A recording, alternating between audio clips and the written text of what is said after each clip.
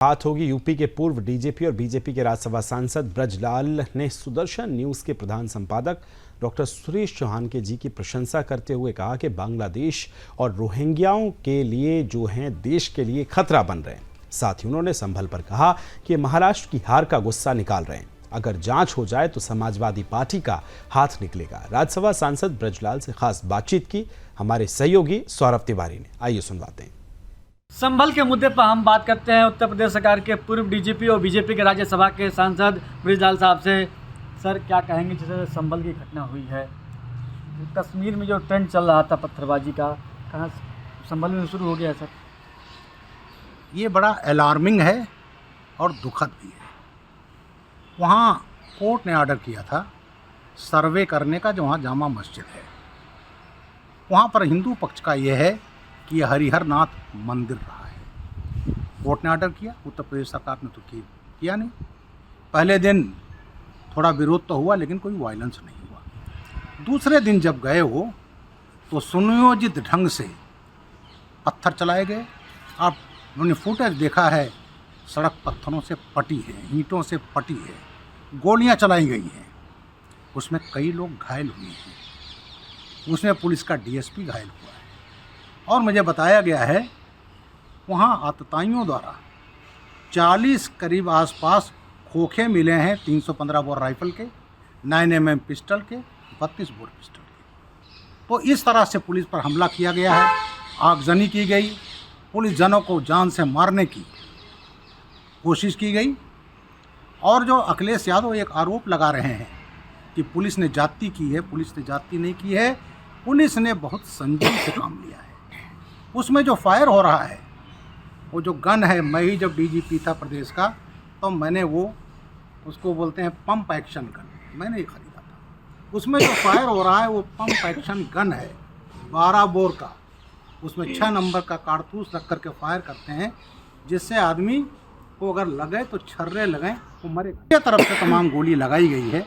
तो ये गोली तो इन्वेस्टिगेशन का विषय है कि उन्हीं आतताइयों की गोली, उन्हीं दंगाइयों की गोली से वो मरे हैं या कैसे मरे हैं, ये तो जांच का विषय है। लेकिन ये जो इस तरह से सुनियोजित दंगा किया गया, वहाँ पुलिस जनों को मारने की प्रयास किया गया, एक कानूनी कार्रवाई को बाधित करने का प्रयास किया गया, सुनियोजित ढंग से किया गया, ये क्षम्य नहीं है।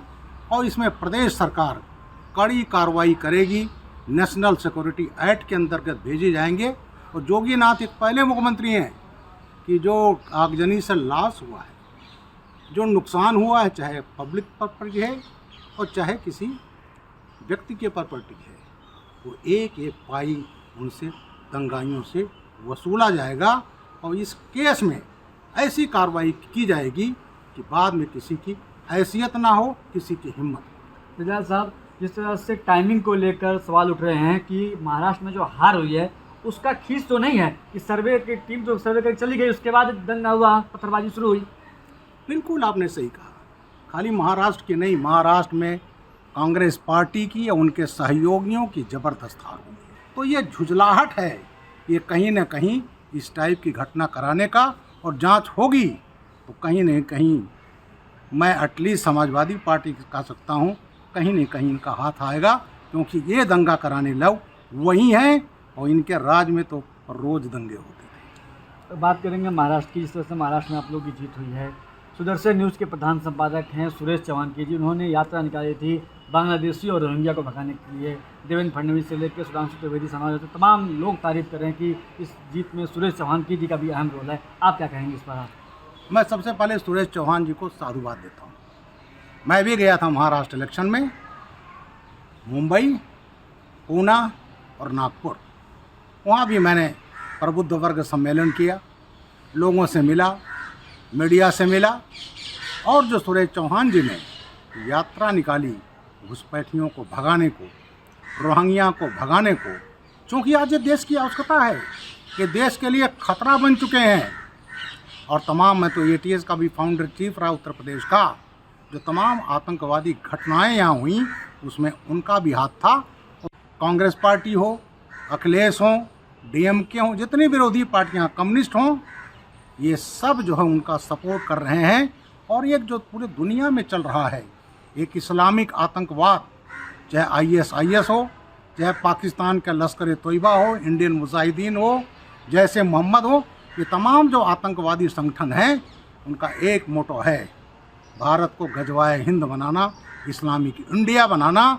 इसलिए अगर इसको बचाना है तो हमें ये जो घुसपैठिए हैं बांग्लादेशी, ये रोहिंग्या हैं, ये जो घुसपैठिए हैं इनको पहचान करके इनको देश से भगाना ही होगा, इनको निकालना होगा, तभी देश की सुरक्षा सुनिश्चित होगी। बहुत धन्यवाद।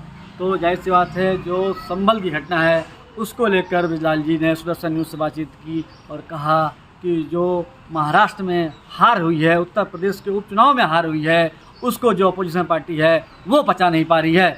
सौरभ तिवारी, सुदर्शन न्यूज़, दिल्ली।